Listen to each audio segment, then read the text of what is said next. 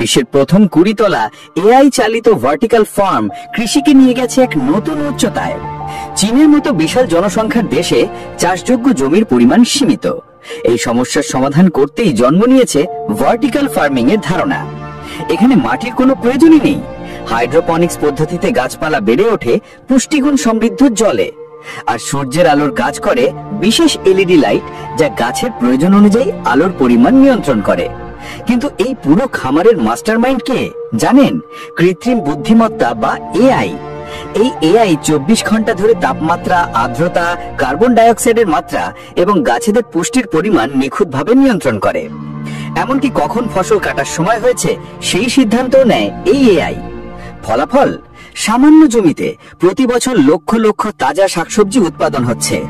ঐতিহ্যবাহী চাষের তুলনায় এখানে প্রায় 90% কম জল লাগে এবং কীটনাশকের কোনো প্রয়োজনই হয় না।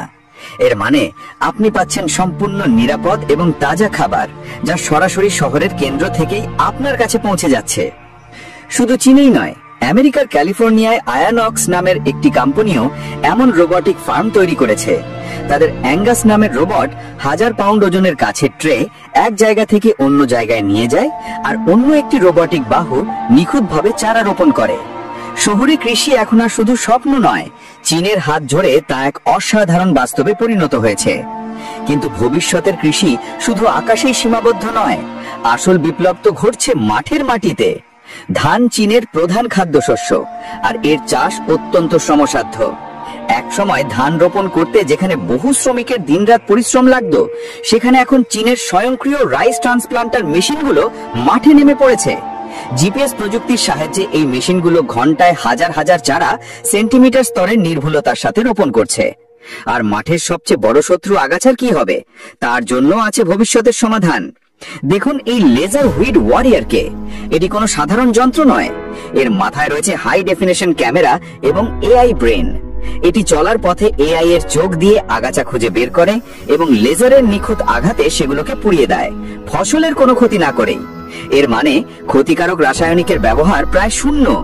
এটি শুধু পরিবেশকে বাঁচাচ্ছে না, ফসলের গুণমানও বাড়াচ্ছে। এবার চলুন মাঠের আসল হিরোদের সাথে পরিচিত হই, চালকবিহীন ট্র্যাক্টর এবং রোবট। যদিও এই প্রযুক্তি নেদারল্যান্ডসের এজিএক্সিড এর মতো কোম্পানিগুলো বিশ্বে পরিচিত করেছে, চীন এটাকে এক নতুন মাত্রায় নিয়ে গেছে। চীনের এক্সএজি কোম্পানির রোবটগুলো দেখুন, এগুলো যেন কৃষির দুনিয়ার সুপার হিরো। কর্দমাক্ত রাস্তা, পাহাড়ি ঢাল বা সংকীর্ণ ফলের বাগান, এদের কাছে কোনো কিছুই বাধা নয়। এই অল টেরেন রোবটগুলো শুধু স্প্রে বা সারি দেয় না, ফসল পরিবহনও করতে পারে। আর সবচেয়ে অবাক করার মতো বিষয় হলো, একজন কৃষক তার স্মার্টফোন দিয়েই এই সবকিছু নিয়ন্ত্রণ করতে পারেন। ড্রোন প্রযুক্তিতে বিশ্বের সেরা কোম্পানি ডিজিআইও এখন কৃষি ক্ষেত্রে বিপ্লব আনছে। তাদের তৈরি কৃষি ড্রোনগুলো বিশাল বিশাল মাঠে নিখুঁতভাবে সার এবং কীটনাশক স্প্রে করতে পারে। এটি শুধু সময় আর শ্রমই বাঁচায় না, বরং সঠিক পরিমাণ রাসায়নিক ব্যবহার করে পরিবেশের সুরক্ষাও নিশ্চিত করে। এমনকি আঙুরের বাগানের মতো জটিল জায়গার জন্য রয়েছে বিশেষ রোবট, যেমন ফ্রান্সের এই ট্র্যাক্স, যা স্বয়ংক্রিয়ভাবে তাগাছা পরিষ্কার করে এবং গাছের যত্ন নেয়। চীনও একই ধরনের প্রযুক্তি ব্যবহার করে তাদের বিশাল দ্রাক্ষা ক্ষেতগুলো পরিচালনা করছে, যা আগে মানুষের জন্য খুবই কষ্টকর ছিল। ফসল ফলানো তো হলো, কিন্তু তোলার কি হবে? ফসল তোলার কাজটা কিন্তু খুবই ধৈর্যের এবং শ্রমসাধ্য, বিশেষ করে স্ট্রবেরি বা টমেটোর মতো নরম ফলের ক্ষেত্রে। কিন্তু এখন সেই কাজও করছে রোবট। চীনের এই স্ট্রবেরি পিকার বট শুধু ফল তোলে না, এর 3D ভিশন সিস্টেম দিয়ে পরীক্ষা করে নেয় কোন ফলটা ঠিকঠাক পেকেছে, তার রং এবং আকার কেমন। এরপর এটি তার নরম স্পর্শ দিয়ে আলতো করে ফল ধরে এবং কোনো ক্ষতি না করেই বক্সে রাখে। ভাবা যায়, ঠিক একইভাবে এইচপি এ বট নামের রোবটটি গ্রিন হাউসে টমেটো তোলার কাজ করে, যা মানুষের চেয়েও অনেক বেশি নিখুঁত। আঙুর তোলার জন্য জার্মানির ফ্রুমাকো শেক অ্যান্ড ক্যাচ মেশিনটি অসাধারণ। চীনও একই ধরনের প্রযুক্তি ব্যবহার করছে।